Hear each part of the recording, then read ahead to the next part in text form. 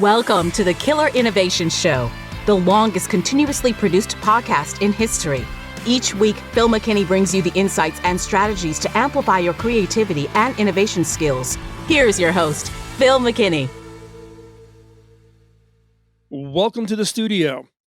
In the studio here, I do a lot of work for not only my day job, but also coaching and mentoring and supporting everything from startups to large multinationals. And in that role, I regularly get calls asking for urgent help coming up with ideas. Some form of crises has emerged, or CEOs getting ready for a board meeting, or an innovation team needing to come up with some ideas to use as a starting point. So, can your person be creative on demand? Can you pick up the phone and have someone drop an issue on your lap? And can you generate really high quality ideas in the moment? Yes. There are 3 steps I use. With 30 to 60 minutes, I can develop a set of ideas that gives them a starting point. These are not fully finished, fully formed ideas, but it gives them some starting points. In another 30 minutes, you can come out with ranked ideas, ideas that are identify the ones that are most interesting, the ones that can drive some again as a sparking question that others can build upon. Now, I recently did this for a medium-sized business in mobile tech located in the South. Literally got asked to join a Zoom call, and they had a problem, defined, and they were looking for ideas that they could then use to go off and dig into and see which of these made sense. Now, you may think, well, yeah, but Phil, that's you. So what? You can do this. There's nothing special about me and my ability to come up with ideas. You can too. Now, before we jump into this episode, I have some favors to ask. Can you like, share, and follow today's show? I'm sure there's others who can benefit from being able to bring their creativity, bring their ability to brainstorm on demand in the moment. So this will be a show for them. So share it with them and let them know about it. So let's jump into this week's episode on the 3 steps to brainstorm ideas on demand.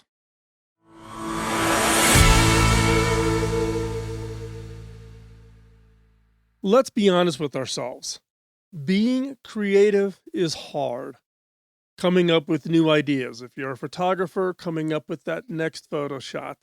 If you're a painter, coming up with the new idea, that new concept for what a painting would be.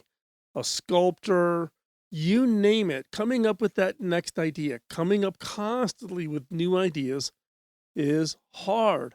But once you've had some success, what happens?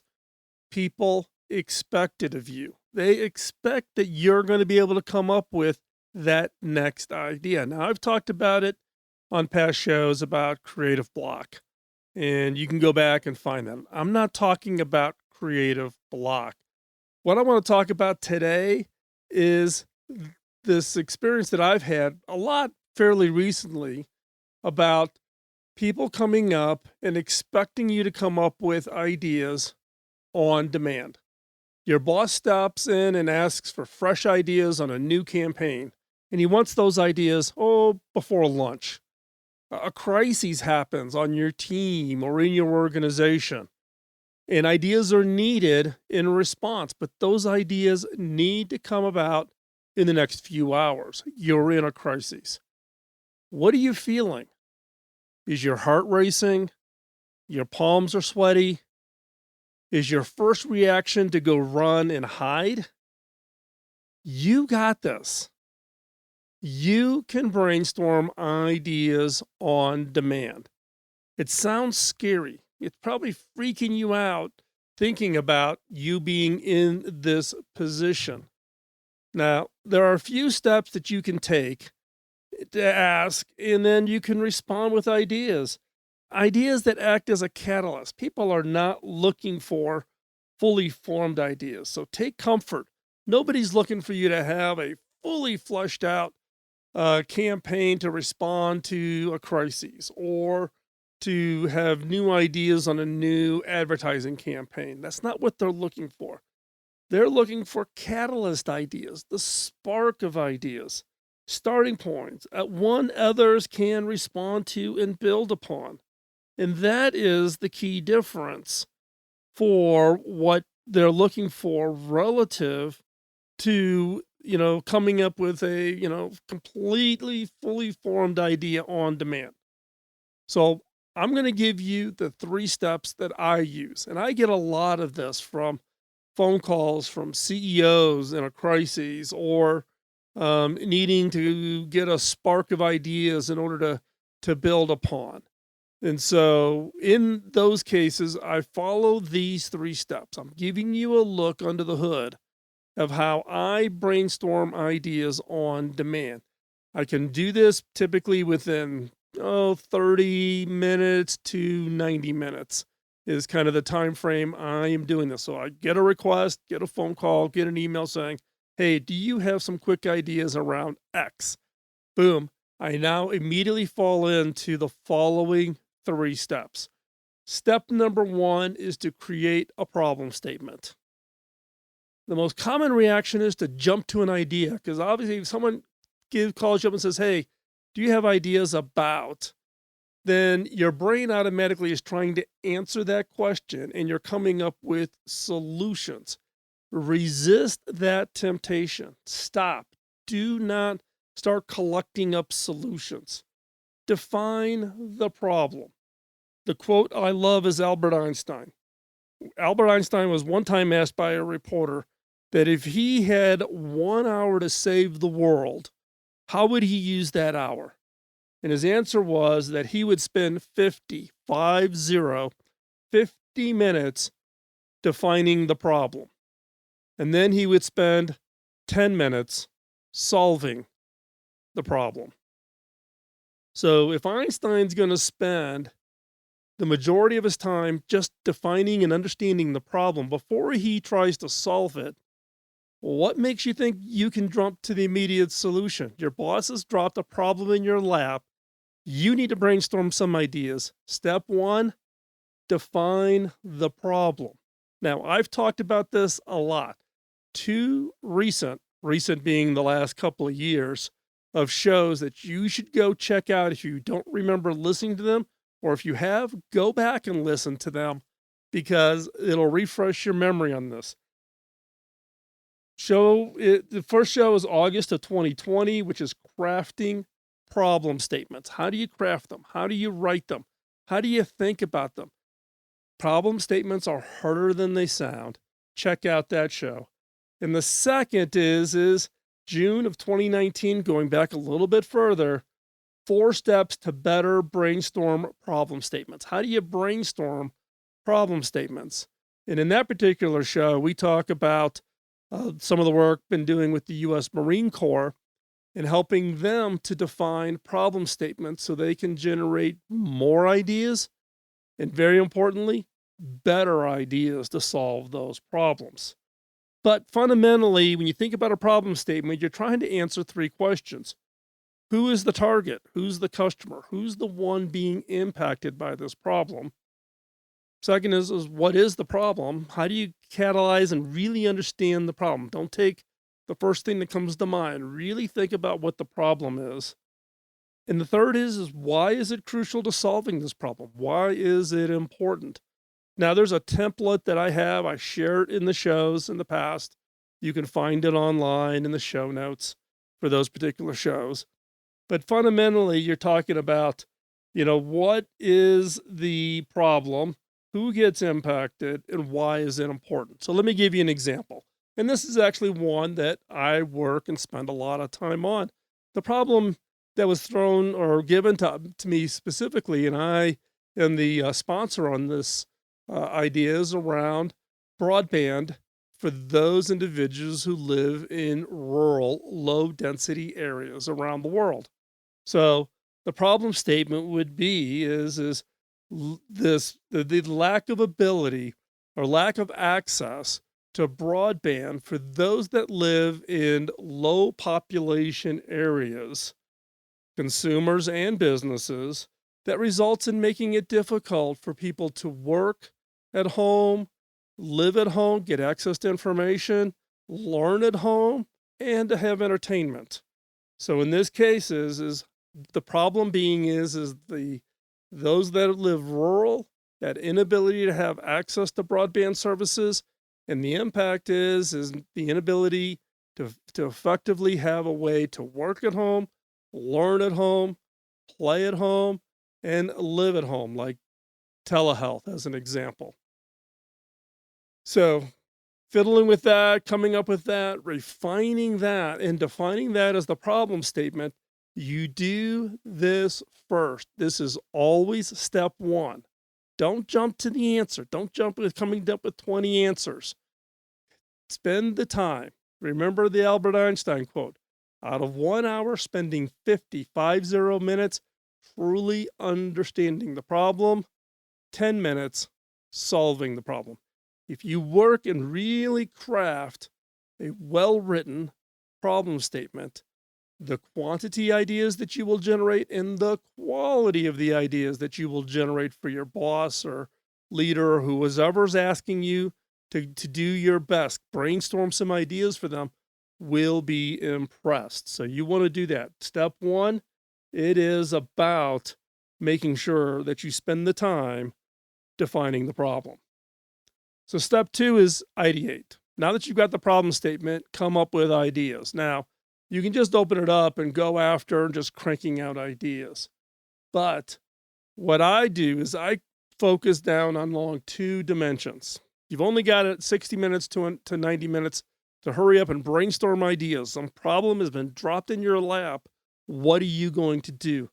I think about it in two dimensions, and the two dimensions are really the crux of what creates value for innovations. If you look at most innovations, you can break it down onto these two dimensions. The one dimension is time. Does your innovation save people's time? Can they become more efficient? Can time become more valuable? Meaning somebody comes up with an idea to offer a product where every minute using that product, the value of time gets higher.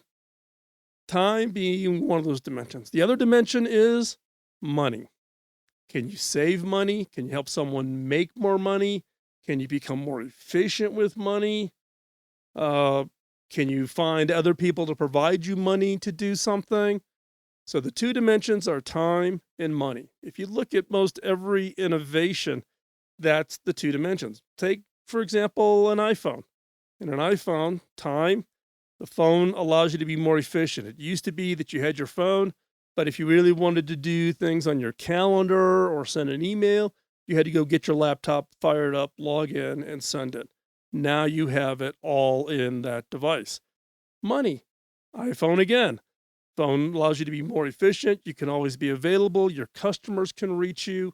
You can respond instantly to questions from them. You can close more deals.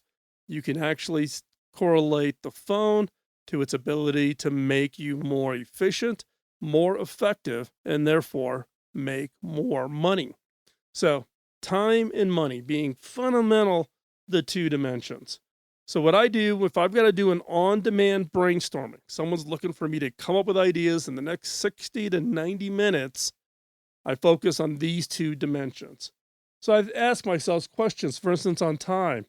What can you do around this problem to save time? How can you create more time? How do you create more value from that time? Can you solve the problem by taking longer or shorter? So think about the problem statement that I propose, which is around rural broadband, getting broadband to rural communities. The challenge there is can I shorten the time? Can I come up with an idea that allows me to deliver broadband out there, but I can do it much, much faster? It doesn't take 6 months of construction. I can do it in 30 days. How do I deliver broadband? How do I reduce the time in order to deliver that broadband? That's one idea or one way to think about time in relation to the problem statement that I mentioned. Now remember, the second dimension, time is one. Second dimension is money. How could you save money by solving the problem?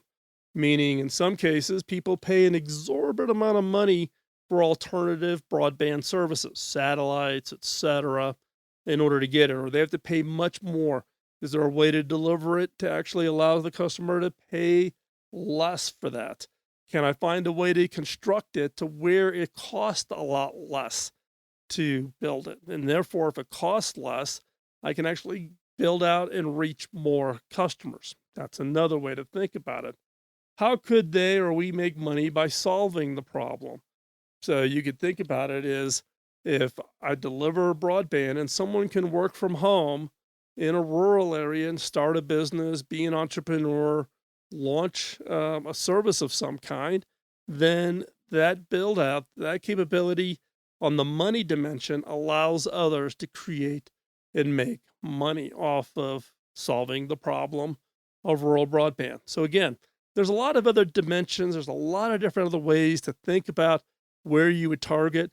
But in the case of when I'm into the pressure where I've got to brainstorm some really critical, sparking, starting ideas, I focus on time and money. Those are the fundamental two dimensions of value, and therefore use that as a starting point that then others can build upon. So step two, ideate along time and money. Step three in the brainstorming in getting these out quickly is to share your raw ideas. So step one, you've come up with the problem statement. Step two, you've ideated across two dimensions. Step three, share. Bring others in. Find others who can join you on what it is you're doing. Now, key here is position the ideas as raw. They're not completely formed ideas. These are what I would call sparking ideas. They're going to trigger somebody else to say, wow, if you could do that, well, we could do this. We combine that together. We could really solve this problem statement. And invite those others to build upon. Do their own brainstorming, starting with your sparking, using your problem statement, but come up and build upon, plus it, as we say, which is a Walt Disney term of taking an idea and how do you make that idea 2 times better, 5 times better, 10 times better? That is what you want. Do you want to use your ideas, the ideas that you cranked out in the first 60 to 90 minutes, and use them as sparking starting points for others? So what do you do next? The next thing you do is you share the problem statement, describe the 2 dimensions, present your ideas. The crazier, the better, because you want to be an inspiration. You want to spark ideas from them built upon your ideas. And then do what? We always rank the ideas. We vote. Now you can do dot voting or criteria voting. And again, you can go back into the show archives, and there's been a lot of shows on ranking of ideas. Just look for ranking, and you will see a whole bunch of shows that'll show you how to rank ideas. So again, step 3 is you want to share your ideas. You want to share them as raw, and you want to get people to build upon them. So how do you get them to build upon them? Don't expect them just to take your ideas and start. Give them the problem statement, describe the dimensions, time and money, present your ideas, crazier the better, and then last, but don't forget it, vote. You want to select the best ideas for you to dig into. So by the end of 90 minutes to 2 hours, you actually will come out of this with a series of ideas that are not only the sparking ones that you came up with, but you've invited others to add to it. And now you have a list of a handful of really good ideas to move forward. And you did this all within, 60 to 90 minutes to get the basic ideas, and then 30 minutes of inviting others to build upon. Think about it. At minute 0, you weren't even thinking about this problem. It wasn't even on your plate. And within 90 to 120 minutes, You have a ranked set of ideas that individuals can take forward and actually progress. Pretty impressive, huh? Now, the question you're going to ask is, does this really work? And I can tell you emphatically it is yes. Now, there is some constraints. Again, always want to remember that this is a starting point. You will not have fully fleshed out, fully finished, ready to go ideas. This is just the part of the brainstorming to get things going. But some of those ideas may be something people can latch onto. You may come up with that idea for a crisis, or you may come up with that idea of the next campaign that your boss gets excited about and moves forward. Now, keep in mind there are some severe constraints. One is you're under intense time pressure. This isn't give you a problem and give you 90 days to solve it. This is I'm giving you a problem and you got 90 minutes to solve it. You will not be able to create those fully fleshed ideas. Ideas will be sparks. You'll be surprised at the ideas you come up with and what others will use that as inspiration. And again, you're constraining on the dimensions. You're focusing primarily on time and money. And it's not just time and money from your perspective and what you and your organization can save or make more money or your time. It's thinking about time and money in the context also of the end person, the end customer of when you solve that problem. Now, what are you going to expect to happen the first time you try this? What do you think? Well, one is you'll be very nervous. You'll be stressed. You'll have all the symptoms of stress, sweating, maybe a headache, hand sweating, heart rate going up, breathing. And you'll also suffer from fear of judgment. You're going to want to filter all of your ideas. You're going to want to sit back and go, oh, I can't present that. The boss is going to think I'm nuts. Oh, I can't present that. That's even crazier. Be careful. Do not filter. Do not filter. You're trying to create ideas that will spark others to drive them to come up with new, different, and better ideas. So you are going to want to the crazier the better, the nuttier, the more interesting, right? So do not be fearful of judgment. Do not filter. Go crazy. Go interesting. Go challenging. Go against any form of history or assumptions. And really you drive yourself to come up with ideas that could be challenging for others, but could be that spark that someone comes up and takes the portion of your idea, combines it with something they're doing, and all of a sudden you've got something that becomes pretty exciting. This ultimately means you need to take some risk. If the boss comes in and says, hey, I got an hour before a board meeting and we got a problem and I need your ideas quickly in an hour, you cannot say, hey, boss, a normal process for us to do a brainstorm is we might be able to do it in 30 days, but really it's no. You say, yep, got it. Tell me as much as you can about the problem. Let me understand that. And then go away and give me 60 minutes, right? Take the risk. Go for it. If you go for it, if you do this, you're going to be surprised at the ideas you come up with. People are going to go, wow, that's interesting. Okay, I get that one. That one doesn't make a lot of sense to me, but wow, these three are really interesting.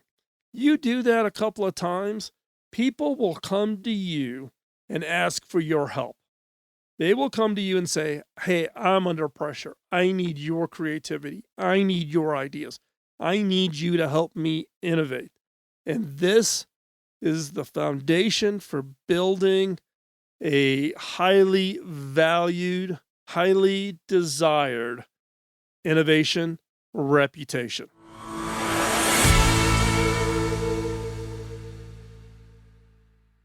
As I said in the episode, do not let fear hold you back. Take the risk of being creative on demand. Take the problem on. When someone comes to you and says, hey, do you have any ideas? Say, give Give me a little bit of time. I'll come back to you in a couple of hours. Let me noodle on this. Let me work on this.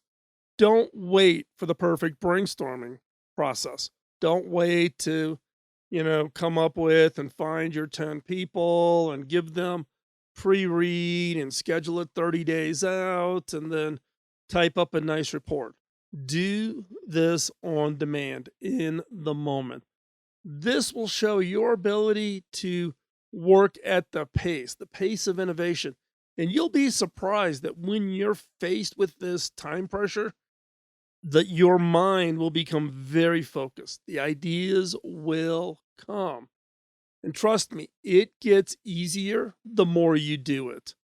It's like skydiving. The first time you do it, you're totally freaked out. But at the end, you're exhilarated and you'll try it again. And then you'll try it again.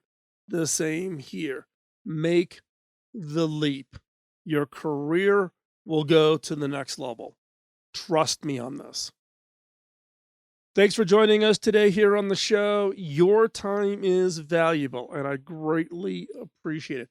We never take your time for granted, and we strive to earn your investment of time. So I have a question for you. How are we doing? Please let me know. Drop me a note over at phil@killerinnovations.com, or you can contact me through any of the social medias. I want to remind you, I will accept connect requests over on LinkedIn. You just need to let me know that you are a listener of the podcast. Just send me a connection request, but in the notes, let me know that you're a listener and I will accept. The other question I have for you is what questions would you like to hear covered? If there's something about creativity, design, career, leadership, any of the topics we cover here on the show, if there's a specific topic or question that you really want to hear about or hear my opinion about something, drop me that note. Also, another request, and I always do this in every show, which is help me pay it forward. This show got started at the challenge of my mentor, Bob Davis, to pay forward my lessons learned, my experience across my career, including being the CTO at Hewlett Packard, now being a CEO of a research organization. So I use this as my platform to pay it forward, giving and sharing with you my experiences, my expertise as you build your career and your career success. So you can help me pay it forward by telling others. Post a review, a comment wherever you get your podcast. Let others know about it. Share the show on your social media platform. I would greatly, greatly appreciate it. And thanks again for joining us this week. We will be back soon with another episode. Bye-bye. Podcasting nonstop since 2005, this has been the Killer Innovation Show on the Innovators Network.